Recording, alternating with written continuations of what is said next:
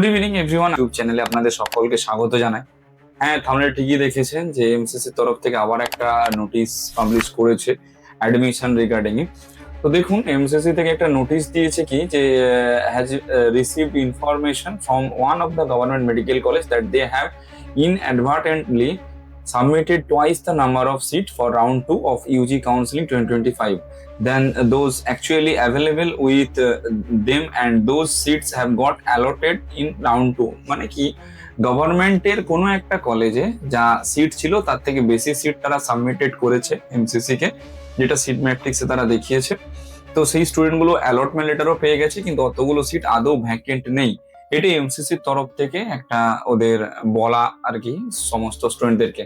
একটা জিনিস এখানে আপনারা ভেবে দেখুন যে এই যে ধরুন এমসিসির তরফ থেকে নোটিশটা দিল এখন, অর্থাৎ যখন ভিডিওটা শুট করছি, এখন রেজাল্টটা যখন পাবলিশ করে তখন থেকে এই এখনের ডিস্টেন্স প্রায় ধরে রাখুন নিয়ার অ্যাবাউট 2 থেকে 3 ঘন্টা। তো এই 2-3 ঘন্টার মধ্যেই অনেক স্টুডেন্ট রয়েছে যারা কিন্তু কলেজে ফিস পেমেন্ট করে দিয়েছে অলরেডি ডিমডে।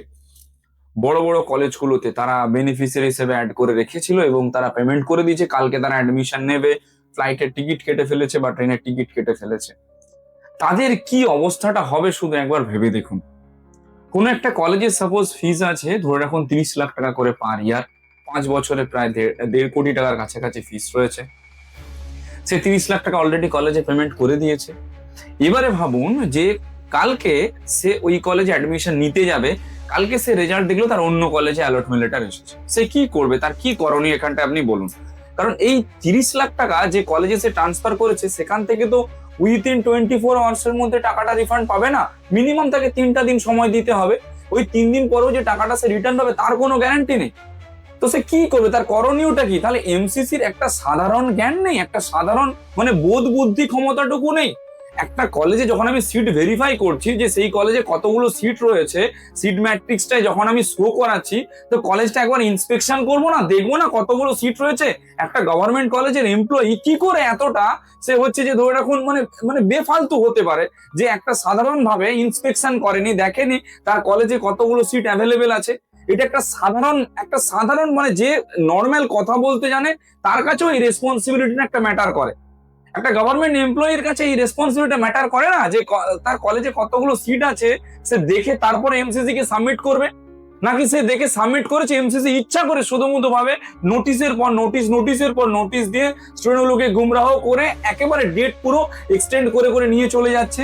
প্রায় 57 দিন হয়ে গেল ফার্স্ট রাউন্ড থেকে সেকেন্ড রাউন্ড, 57 ডেজ, 57 দিন হয়ে গেছে, এখনো পর্যন্ত সেকেন্ড রাউন্ডের কোনো অ্যালটমেন্ট লেটার তো দূরের কথা, অ্যাডমিশনের প্রসিডিউরই শুরু করতে পারেনি। তাহলে তার কাছে কি সেরকম ইনফ্রাস্ট্রাকচার নেই, নাকি না এতটা ম্যান পাওয়ার নেই? সবই আছে, খালি ইচ্ছা করে জিনিসগুলো করছে। সমস্ত স্টুডেন্টদেরকে বলবো এমসিসির এগেনস্টে পিটিশন ফাইল করে দিন, সুপ্রিম কোর্টে পিটিশন ফাইল করে দিন এমসিসির এগেনস্টে, দেখা যাক পুরো কাউন্সেলিং স্টে হয়ে যাক একেবারে। 57 ডেজ, 57 দিন ওয়েট করে আছে বাচ্চাগুলো। যারা অ্যাডমিশন নেবে, রাত পোহালে অ্যাডমিশন নেবে, তারা অটোমেটিক নোটিশ পাচ্ছে কি যে না আমরা অ্যাডমিশনটা আমাদের সিকিউর নয়, ইনসিকিউর। কত কাট অফ যাবে কি না যাবে কেউ জানে না। যারা ফিস পেমেন্ট করে বসে আছে তারা চুপচাপ বসে আছে, তাদের কাছে কোনো রকম কোনো অপশন নেই, কোনো অপরচুনিটি নেই। এবং তারা সেই কলেজে যে বলবে যে হ্যাঁ আমাদের ফিসটা আপনারা রিফান্ড করে দিন, আমরা আবার অ্যালটমেন্ট লেটার এলে করবো, তারও কোনো অপশন নেই। সে যদি রিফান্ডও যদি চেয়ে নেয়, রিফান্ড চেয়ে নিলেও তার 24 আওয়ার্স মিনিমাম বা 3 ডেজ ধরুন, 3 ডেজ তার লাগলো রিফান্ডে। এবার রিফান্ড আস্তে আস্তে দেখা গেল ওই কলেজে অ্যালটমেন্ট লেটার চলে এসছে, আবার পেমেন্ট করতে গেলে আবার তাকে বেনিফিশিয়ারি অ্যাড করে আবার পেমেন্ট করতে হবে। পুরোপুরি ভাবে স্টুডেন্টদেরকে একটা গুমরাহ করে পুরো ফালতু, একেবারে ফালতু।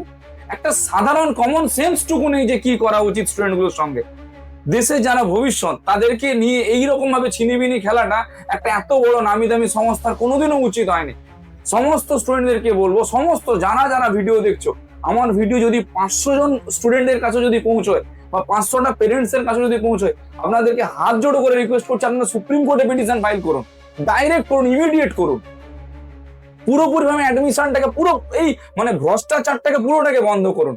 নাহলে কোনো রকম ভাবে এইটার কিন্তু বিরোধী কেউ করবে না, আপনারাই একমাত্র বিরোধিতা করার এটার কিন্তু মূল অস্ত্র। আপনারাই বিরোধ করুন, পুরোপুরি ভাবে করুন। আমরা সব সময় আপনাদের সঙ্গে রয়েছি, যতটা যা হেল্প করা যায় সব হেল্প করবো আপনাদেরকে।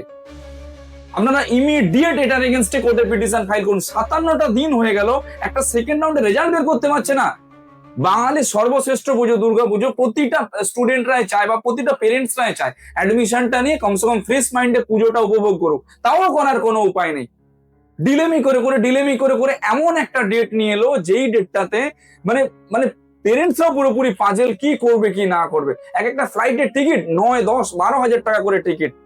3টে বাচ্চা যদি যায় ফ্লাইটে, ধরে রাখুন বাবা মা স্টুডেন্ট 3জন গেলে প্রায় 72,000 টাকার কাছাকাছি খরচা আছে যাতায়াত মিলিয়ে। হোটেলের ওখানে থাকা খাওয়া দাওয়ার খরচটা আলাদা, 1 লাখ টাকা খরচ আছে প্রায়। কি করে সে মেনটেন করবে একটা প্যারেন্টস?